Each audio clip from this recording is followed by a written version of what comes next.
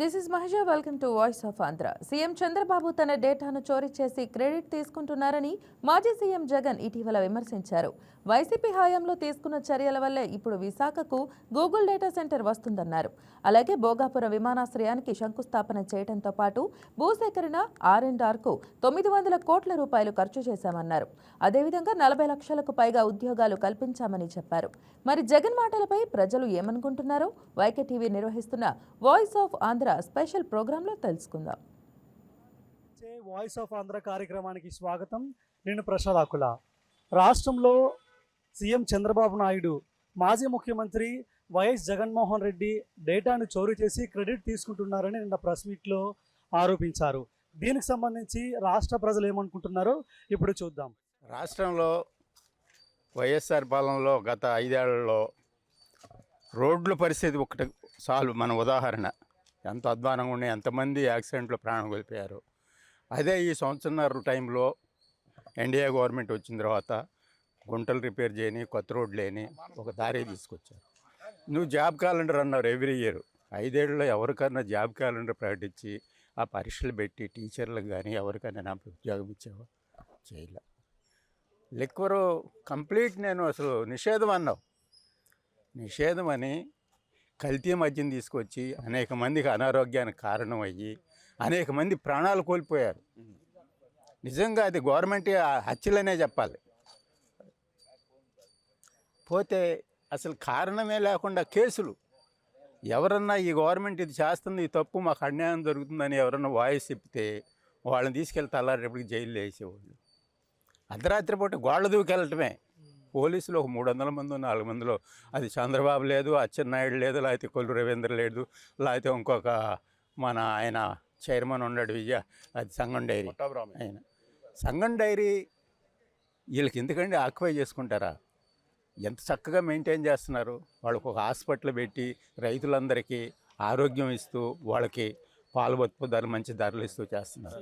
Google centre కూడా వైసీపీనే మేమే తీసుకొచ్చాము, వీళ్ళకి క్రెడిట్ ఏమీ లేదు అంటున్నారు సార్. దాని గురించి కరెక్టే.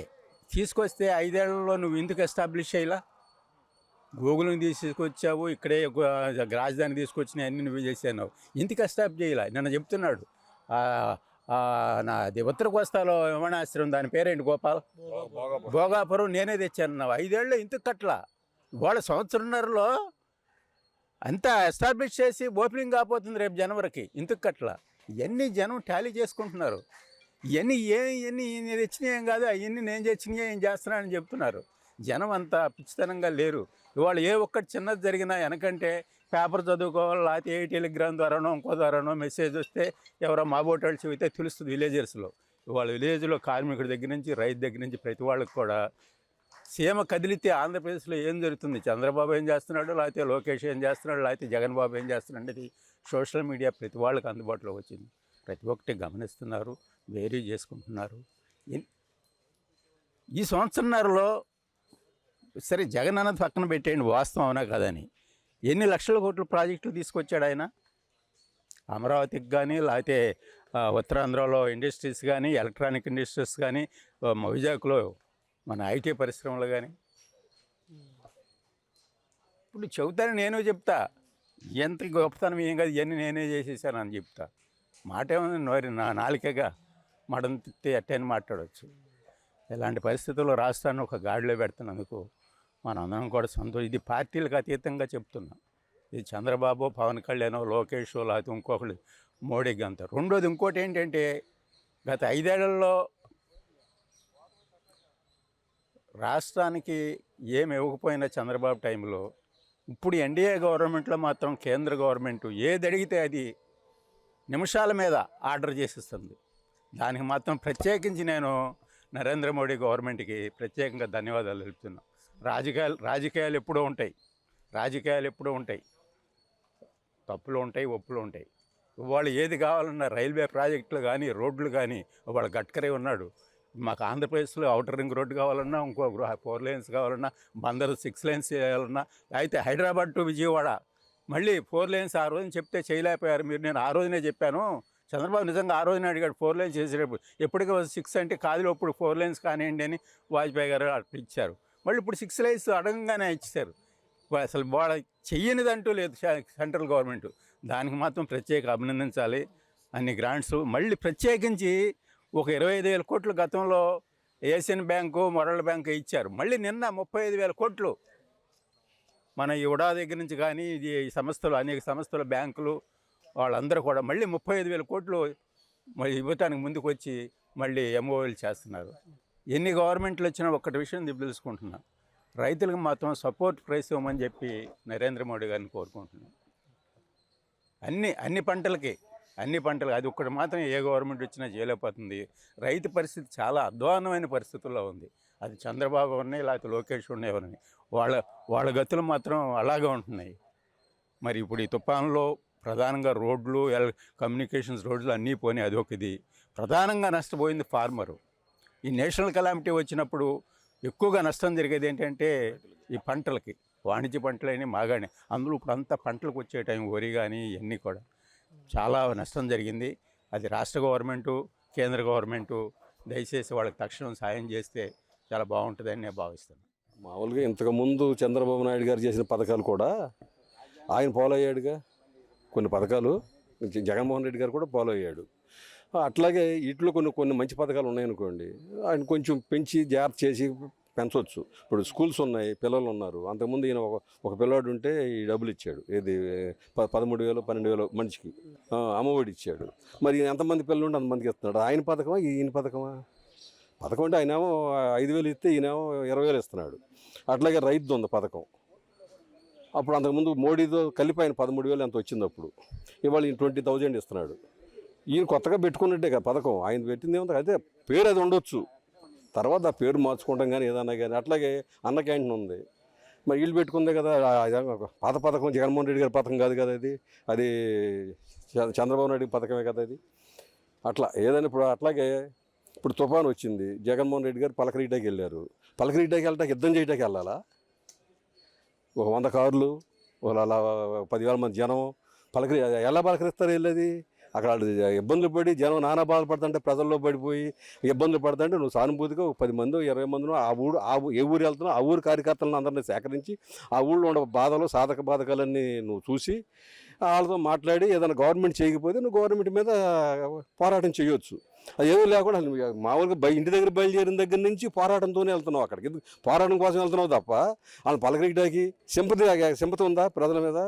అదొకటి ఆయన తప్పు చేస్తున్నాడు.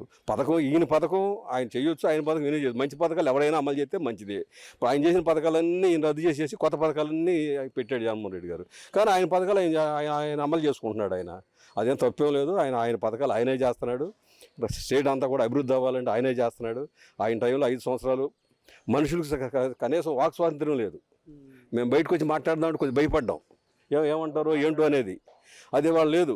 ప్రజలు ఎవరి పైన అటు చేసుకుంటాడు, ఎవరి వ్యాపారం అటు చేసుకుంటాడు. లాభం నష్టం వ్యాపారం అనేది సహజంగా జరుగుద్ది. అది అప్పుడు తీసుకొచ్చావు, నువ్వు చేసావు, తీసుకొచ్చి అప్పుడే పెట్టాలిగా, నువ్వు పెట్టలేదే. ఇప్పుడు ఫోన్ రాగానే చంద్రబాబు నాయుడు ఎక్కగానే గూగుల్ సెంటర్ అక్కడ వాళ్ళు వచ్చి మాట్లాడితే అనుకోవచ్చు. దాదాపు సంవత్సరం 3 నెలలు, సంవత్సరం 5 నెలలు అయిపోయింది కదా గవర్నమెంట్ వచ్చి. ఈ 5 నెలల నుంచి వాళ్ళు ట్రై చేసి తిరిగి అమెరికా ఇటు తిరిగి తీసుకొచ్చి వాళ్ళ బాధ్యతలు పడ్డాయి. వీళ్ళు కూడా అడిగి ఉండొచ్చు వాళ్ళని. ఇప్పుడు ఎవరైనా ఏ ముఖ్యమంత్రి కానీ ఆయన చేయలేకపోయేది. వీళ్ళు చేశారు కాబట్టి ఇది ఆనందం వాళ్ళ ప్రజలకు ఉపయోగపడే పని చేసి ఎవరు చేసినా, జగన్మోహన్ రెడ్డి గారు చేసినా, చంద్రబాబు నాయుడు చేసినా మన ప్రజలకే ఉపయోగపడాలి అనేది మా ఉద్దేశం. అసలు వైసీపీ ఏమైనా చేస్తేగా కాపీ కొట్టకి, వాళ్ళు ఏమైనా చేస్తే అది కాపీ కొట్టామనుకోవచ్చు. ఏం చేశారు? అక్కడ రోడ్డు మీద మట్టేశారా? 5 సంవత్సరాల్లో పలానా రోడ్డు బాగుంది అని ఒక్క రోడ్డు చూపించండి. మాది చిన్న పల్లెటూరు. ఇక్కడి నుంచి మేము ఆ ఊరు వెళ్ళాలంటే మామూలుగా అయితే 40 నిమిషాలు పట్టేది అంతకుముందు. ఈయన వచ్చిన తర్వాత మాకు 2 గంటలు పట్టింది. 2 గంటలు కూడా తినగలేకపోయి ఇంకొక ఊరు తిరిగి ఆ ఊరు ఏంటి ఈ దారి లేక, ఏది 100 సంవత్సరాల నుంచి ఉన్న దారులు కూడా పోయి నానా బాధపడ్డాం. మరి బాగా చేసినట్టు చేయనట్ట ఆయన ఆ పథకాలు ఈయన కాపీ కొట్టాల్సిన అవసరం లేదు. వీళ్ళ పని వీళ్ళు చేస్తున్నారు, వాళ్ళ పని వాళ్ళు చేస్తున్నారు.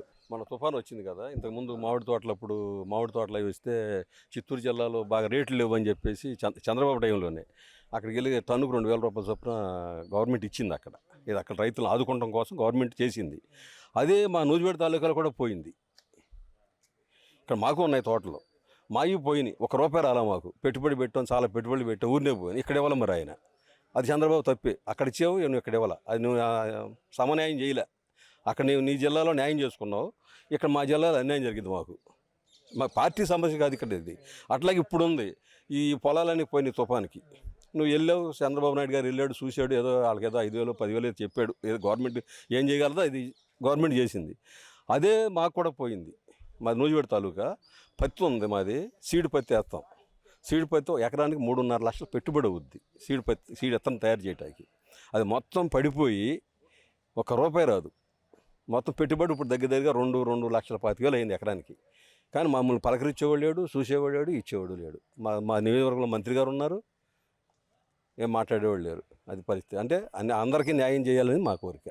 మన రాష్ట్రం విడిపోయినప్పుడు స్టీల్ ప్లాంట్ మేమే కడతామని వచ్చింది, వాళ్ళు ముందుకు రాలా.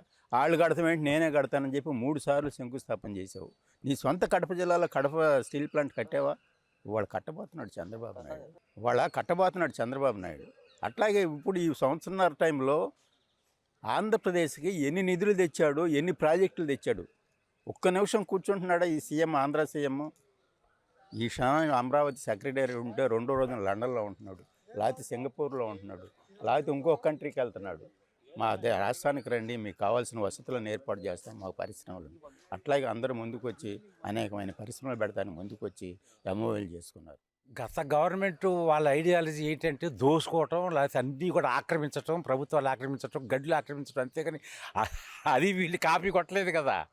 వాళ్ళు మంచి చేస్తే ఏదైనా కాపీ కొట్టారు, అంతే చెడు చేసేసి దోసుకోవటం అంటే వాళ్ళు చేసిన ఒక్క మంచి పని చెప్పని చెప్పేసి ఉన్న ప్రజల్లో సామాన్యులు కూడా అసలు అర్థమైపోతుంది. ఇప్పుడు ఏమీ మంచి పని చేయాలి, దాన్ని ఏం కాపీ కొట్టారు? అందులో ఏదైనా మంచి పని ఉందే చేయటానికి, కాపీ కొట్టడానికి వీళ్ళు మేధావులు కాదు. ఆయన వీళ్ళకంటే పెద్ద మేధావే. అందులో ఏముంది కాపీ కొట్టడానికి? ఈయన అనుభవజ్ఞుడైన సీఎం అయినా 15 సంవత్సరాలు చేశాడు అంతకుముందు. అంత అనుభవజ్ఞుడైన ఏంటి ఇది కొట్టేదేంటి? చంద్రబాబు నాయుడు చేసే కార్యక్రమాలు ఇతర స్టేట్లు వాళ్ళు కాపీ కొడుతున్నారు. కానీ ఈ జగన్ చేసిన బట్టి ఏం కొట్టాల, కాపీ కొట్టాల. జగన్ గారి కనుక గూగుల్ని సంప్రదించినట్టుగా అప్పుడు ఏదైనా న్యూస్ పేపర్లో వచ్చిందా? ఎక్కడన్నా ప్రకటించారా మేము ఇచ్చాను? ఇప్పుడు ఆయన నేను తీసుకొచ్చాను చెప్పండి. అప్పుడు కనుక తీసుకొస్తే ఆయన వెళ్ళి వాళ్ళతో మాట్లాడాడని చెప్పేసి ఎక్కడన్నా రికార్డ్ అయ్యిందా? ఎక్కడ అవ్వలేదు కదా.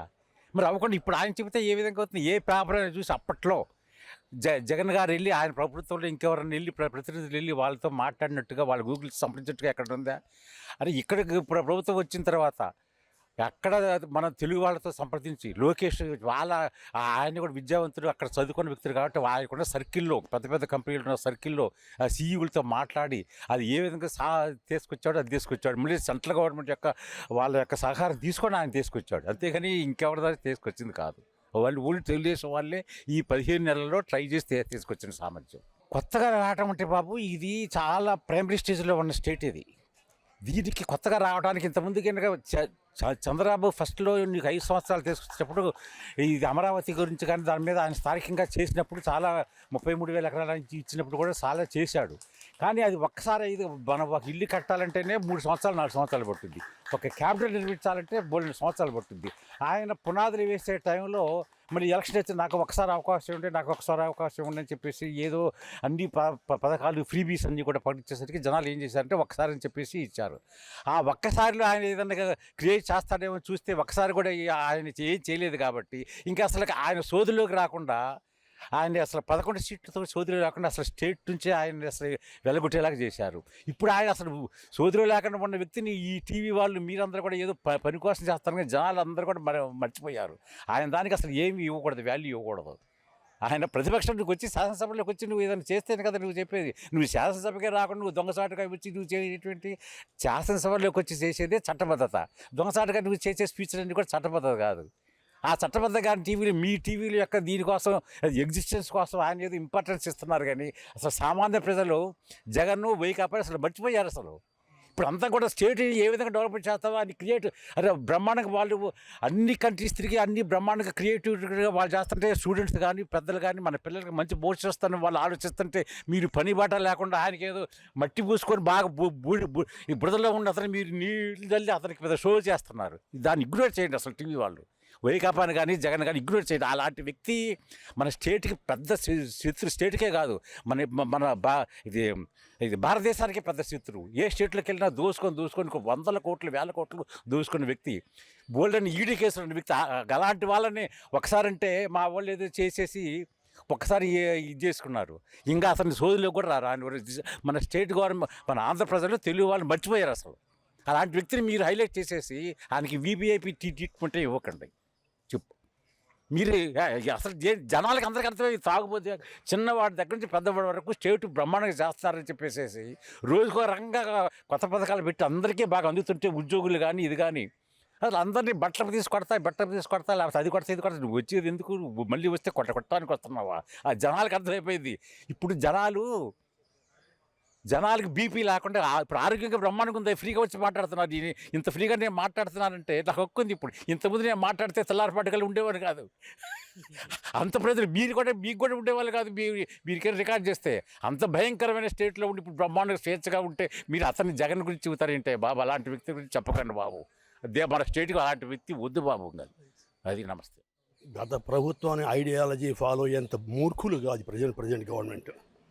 అంటే ఆ ఐడియాలజీ ఎట్లా ఉందో, ప్రజలు ఎట్లా స్వీకరించారో వాళ్ళు ఓటమిని బట్టి అర్థమైపోయింది కదా. కాబట్టి ఆ ఓటమిలో పాలసీస్ని ఎవరన్నా ఐడియాలజీగా స్వీకరించి దాన్ని ఒక ఐడియాలజీ అనుకుని దాన్ని ఎవరైనా ఫాలో అవుతారా? దానికి భిన్నంగా ప్రజలు ఏం కోరుకుంటున్నారో అది మాత్రమే చేసేయండి ప్రెసిడెంట్ గవర్నమెంట్. అంతేగాని ఆ ఐడియాలజీ ఫాలో అయ్యే ప్రశ్నే లేదు, వాళ్ళు చేసింది లేదు. ఒకటి చేసిన డిస్ట్రక్షన్. ఆ డిస్ట్రక్షన్ ఎవరు ఫాలో అవ్వరు. కన్స్ట్రక్టివ్గా ఉండాలి. దేశం ముందుకెళ్ళాలన్నా, రాష్ట్రం ముందుకెళ్ళాలన్నా చాలా కన్స్ట్రక్టివ్గా వెళ్ళాలని ఆలోచించాలి. ఫ్యూచర్ విజన్లో వెళ్ళగలిగే వాళ్ళే. అటువంటి ఫ్యూచర్ విజన్ ఉన్న వాళ్ళే లీడర్ అవుతాడు తప్పితే ఉన్నది పడకూడదాం, నాశనం చేద్దాం అన్న లీడర్ కాదు. ఆ ఐడియాలజీ ఎవరు ఫాలో అవ్వరు. కాబట్టి అటువంటి ఐడియాలజీ ఫాలో చేసే లక్షణం మనకి ప్రజెంట్ గవర్నమెంట్కి లేదు.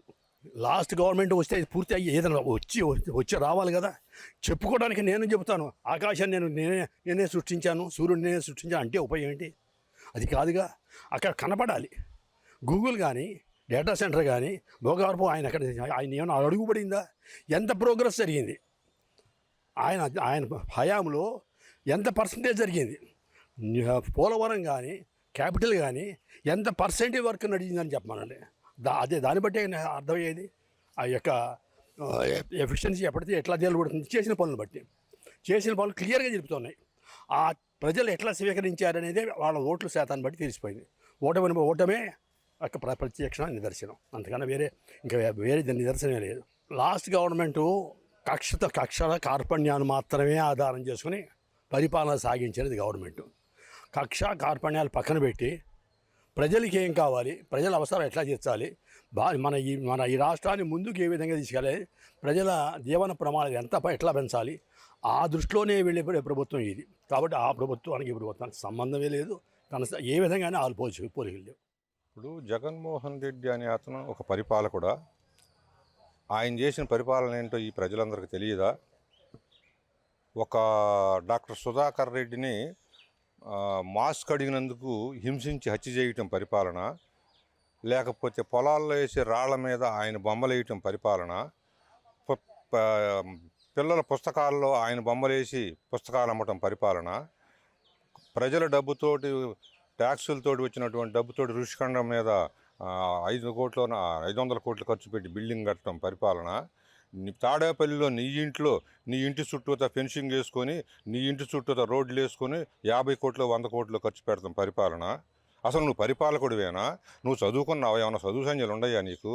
నీ దాన్ని వీళ్ళు పాటిస్తారా? వీళ్ళు ఎలా పాటిస్తారు? వీళ్ళు అడ్మినిస్ట్రేటర్స్, అనుభవం ఉన్న వ్యక్తులు, చదువుకున్నటువంటి వాళ్ళు, మొట్టమొదటి నుంచి ఒక పద్ధతిగా పెరిగినటువంటి వాళ్ళు. నీకు పద్ధతి లేదు, పాడు లేదు. నువ్వు పెరిగిన తీరే వేరు. అసలుకి నీ తండ్రి నిన్ను అసహించుకున్నాడు. అలాంటి వాడివి నీకేదో ఒక్కసారి అని చెప్పి ప్రజలు అధికారం ఇస్తే నువ్వు చేసిన వాటిని వీళ్ళు అనుకునిస్తారని చెప్పి నువ్వు చెబుతావా? అసలుకి నీకేమన్నా అసలు ఆలోచన ఉందా? అసలుకి నువ్వు ఆలోచన ఉన్నటువంటి వాడివేనా? అసలుకి ఏం చేసావు నువ్వు? ఏమైనా పనులు చేసావా? పోలవరాన్ని సర్వనాశనం చేసావు. అది చేయాలా? వీళ్ళు ఫాలో అవుతున్నారా? లేదా అమరావతిని లేకుండా చేసావు. ఇప్పటికి కూడా నీ ఛానల్లో కానీ, నువ్వు ప్రెస్ స్టేట్మెంట్ కానీ, ప్రెస్ కాన్ఫరెన్స్ పెట్టిన చోట కానీ, నీ పేపర్లో కానీ తాడేపల్లి అని రాసుకుంటావు, అమరావతి అని రాయు. అదే ఆ ఫాలోయింగ్ అంటే వీళ్ళు ఫాలో అవుతున్నారా? ఎక్కడన్నా ఒక రోడ్డు వేసావా? అలో లక్ష్మణ అంటే అరిచి వచ్చినా కూడా రోడ్లు ఎక్కడ ఒక రోడ్డు 5 సంవత్సరాల్లో ఒక తట్టెడు మట్టి పోయలేదు కదా. ఏంటి నిన్ను ఫాలో అయ్యేది? నిన్న నువ్వు వచ్చావు, వచ్చి ఎప్పటికప్పుడు నువ్వు వచ్చినప్పుడల్లా నేను పోగు చేసుకోవడమే జనాన్ని. వాళ్ళకి డబ్బులు ఇచ్చి, వీళ్ళకి డబ్బులు ఇచ్చి, వాళ్ళకి 1000 రూపాయలు ఇచ్చి, వీళ్ళకి 500 ఇచ్చి, వాళ్ళకి సారా ప్యాకెట్ ఇచ్చి, ఇదా ఈ గవర్నమెంట్ ఫాలో అవుతుంది? నీ యొక్క అభిప్రాయాల్ని వీళ్ళు క్రెడిట్గా కొట్టేసేది ఏమీ లేదు.